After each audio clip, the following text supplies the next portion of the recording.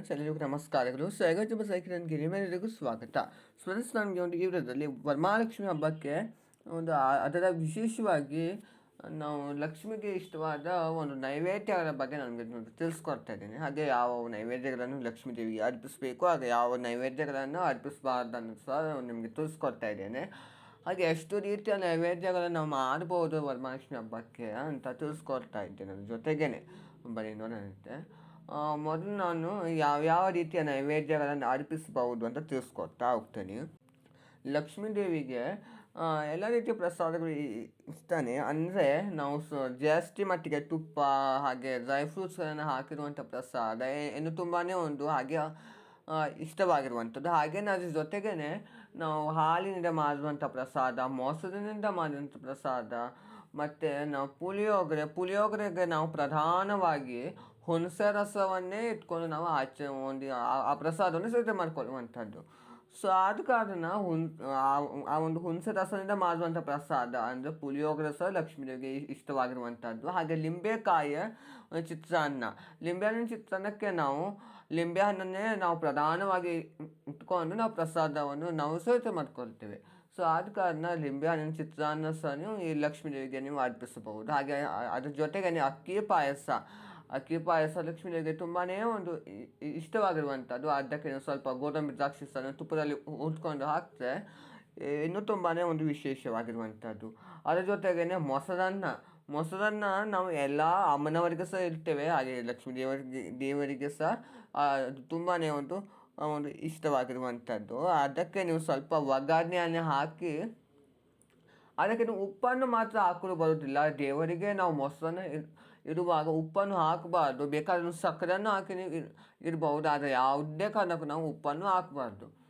ನಾವು ಕೆಲವರು ಹಾಕ್ತಾ ಇರ್ಬೋದು, ಆದರೆ ನಾವು ಉಪ್ಪನ್ನು ಹಾಕಬಾರ್ದು, ಸಕ್ಕರೆಯನ್ನು ಹಾಕ್ಬೋದು. ಹಾಗೆಯೇ ಸ್ವಲ್ಪ ನೀವು ದಾಳಿಂಬೆ ಹಣ್ಣಿನ ಕಾಳು ಸ್ವಲ್ಪ ನೀವು ಬೀಜವನ್ನು ಹಾಕಿದರೂ ಸಹ ಅದು ಸಹ ಲಕ್ಷ್ಮೀ ದೇವಿಗೆ ದಾಳಿಂಬೆ ಹಣ್ಣು ತುಂಬ ಪ್ರಿಯವಾಗೋದ್ರಿಂದ ಆ ಥರ ನೀವು ಸ್ವಲ್ಪ ಮಿಕ್ಸ್ ಮಾಡಿಕೊಂಡು ಸಹ ನೀವು ಪ್ರಸಾದ ಈ ಮೊಸರನ್ನವನ್ನು ಮಾಡ್ಬೋದು. ಹಾಗೆಯೇ ಕಾಯಿ ಹೋಳಿಗೆ, ಹಾಗೆ ಒಂದು ಈ ಬೇಳೆ ಒಬ್ಬಟ್ಟು ಅದು ಸಹ ಲಕ್ಷ್ಮೀ ದೇವಿಗೆ ತುಂಬಾ ಒಂದು ಇಷ್ಟವಾಗಿರುವಂಥದ್ದು. ಲಕ್ಷ್ಮೀ ದೇವಿಗೆ ಹಾಲು, ತುಪ್ಪ, ಹಣ್ಣುಗಳು, ಅದರ ಜೊತೆಗೇ ಕಾಯಿನಿಂದ ಮಾಡಿರುವಂಥ ಪ್ರಸಾದ. ಅಂದರೆ ನೀವು ಕಾಯಿಯ ಒಂದು ಹಾಲನ್ನು ಹಾಕ್ಕೊಂಡು ಒಂದು ಅಕ್ಕಿ ಪಾಯಸವನ್ನು ಸಿದ್ಧ ಮಾಡ್ಕೋಬೋದು, ಕಡಲೆಬೇಳೆ ಪಾಯಸವನ್ನು ಸಿದ್ಧ ಮಾಡ್ಕೋಬೋದು, ಹೆಸರುಬೇಳೆ ಪಾಯಸವನ್ನು ಸಿದ್ಧ ಮಾಡ್ಕೋಬೋದು. ಹಾಗೆ ಅದ್ರ ಜೊತೆಗೇ ಹೆಸರುಬೇಳೆ ಕೋಸಂಬರಿಯನ್ನು ಸಹ ಸಿದ್ಧ ಮಾಡ್ಕೋಬೋದು. ಹಾಗೆ ಬೆಲ್ಲದ ಪಾನಕಕ್ಕೆ ಸ್ವಲ್ಪ ನೀವು ನೀರು ಹಾಗೆ ಏಲಕ್ಕಿ ಪುಡಿ ಎಲ್ಲ ಕಲಸಿ ಹಾಕಿದ್ರೆ ಸ್ವಲ್ಪ ಲಿಂಬೆಹಣ್ಣನ್ನು ಸಹ ಇದರಲ್ಲಿ ಹಿಂಡಿದ್ರೆ ಚೆನ್ನಾಗಿರುವಂಥ ಒಂದು ಬೆಲ್ಲದ ಪಾನಕ ಸಿದ್ಧವಾಗ್ತದೆ. ಸೊ ಅದನ್ನು ಸಹ ನೀವು ಒಂದು ಅದ್ರ ಜೊತೆಗೆ ಪ್ರಸಾದ ರೂಪವಾಗಿ ಇರಬಹುದು. ಹಾಗೆ ಇಷ್ಟೆಲ್ಲ ಪ್ರಸಾದಗಳನ್ನು ಮಾಡ್ಬೋದು. ಅದ್ರ ಜೊತೆಗೆ ತುಂಬ ರೀತಿಯ ಪ್ರಸಾದಗಳನ್ನು ಈಗ ನೀವು ವಿಭಿನ್ನವಾಗಿ 9 ರೀತಿಯ ಪ್ರಸಾದ ಈ ಥರ ತುಂಬ ರೀತಿಯ ಪ್ರಸಾದ ಮಾಡ್ತೀರಿ. ಸೊ ಅದು ನಿಮಗೆ ಬಿಟ್ಟಿರುವಂಥದ್ದು. ಯಾವ ಪ್ರಸಾದಗಳನ್ನು ನಾವು ಅರ್ಪಿಸಬಾರ್ದು ಅನ್ನೋದಾದರೆ ಬದನೆಕಾಯಿ ಹಾಕಿರುವಂಥದ್ದು, ಈರುಳ್ಳಿ, ಬೆಳ್ಳುಳ್ಳಿ ಈ ಥರ ಹಾಕಿರುವಂಥದ್ದು, ಹಾಗೆ ಆಲೂಗಡ್ಡೆ ಹಾಕಿರುವಂಥದ್ದು ಅದನ್ನು ಸಹ ನಾವು ಅರ್ಪಿಸಬಾರ್ದು. ಹಾಗೆ ಕುಂಬಳಕಾಯಿ ಹಾಕಿರುವಂಥದ್ದು ಅದನ್ನು ಸಹ ನಾವು ಬಳಸದೇ ಇರುವಂಥದ್ದು ತುಂಬ ಒಳ್ಳೆಯದು.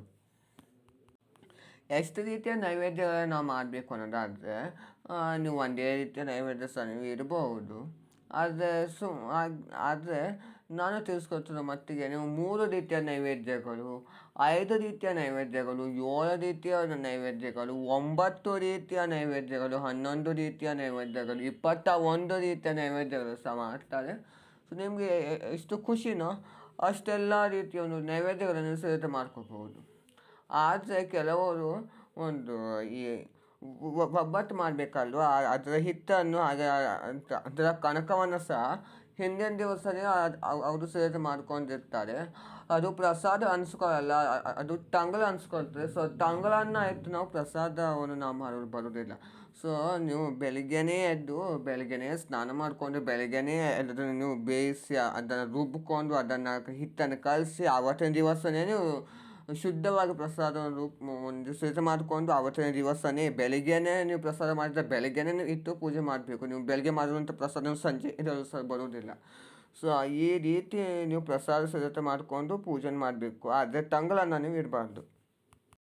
ಹಾಗೆಯೇ ಒಣ ತಿಂಡಿಗಳ ಬಗ್ಗೆ ಮಾಹಿತಿ ಕೊಡಬೇಕು ಅನ್ನೋದಾದರೆ ಚಕ್ಕಲಿ, ಕೋಡ್ಬಳೆ, ನಿಪ್ಪಟ್ಟು, ಕರಿಗಡುಬು ಈ ಥರ ನೀವು ಈ ತಿಂಡಿಗಳನ್ನು ಬೇಕಾದರೆ ಹಿಂದಿನ ದಿನದಂದು ನೀವು ಸಿದ್ಧತೆ ಮಾಡಿಕೊಂಡು ನೀವು ಇಟ್ಕೋಬಹುದು. ಏರ್ಟೈಟ್ ಕಂಟೈನರ್ ಇಟ್ಕೊಂಡು ಅದನ್ನು ನೀವು ಮೈಲಿಗೆ ಮಾಡದೇ ಹಾಗೆ ನೀವು ಅದನ್ನು ತಲೆ ಮೇಲಿಂದ ಸ್ನಾನ ಮಾಡಿಕೊಂಡು ಸಿದ್ಧತೆ ಮಾಡಿಕೊಂಡು ನೀವು ಹಿಂದಿನ ದಿವಸನೇ ಸಿದ್ಧತೆ ಮಾಡಿಕೊಂಡು ನೀವು ಶುಕ್ರವಾರ ಬೆಳಿಗ್ಗೆ ಪೂಜೆಗೆ ಇಟ್ಟು ಪೂಜೆ ಮಾಡ್ಕೋಬೋದು. ಆದರೆ ಪ್ರಸಾದ ಮಾತ್ರ ಆವತ್ತಿನ ದಿವಸನೇ ನೀವು ಸಿದ್ಧತೆ ಮಾಡಿಕೊಂಡು ನೀವು ಪೂಜೆ ಮಾಡಬೇಕಾಗಿರುವಂಥದ್ದು. ಇಷ್ಟು ನಾನು ನಿಮಗೆ ಪ್ರಸಾದಗಳ ಬಗ್ಗೆ ಮಾಹಿತಿಯನ್ನು ಕೊಡಬೇಕಾಗಿರುವಂಥದ್ದು.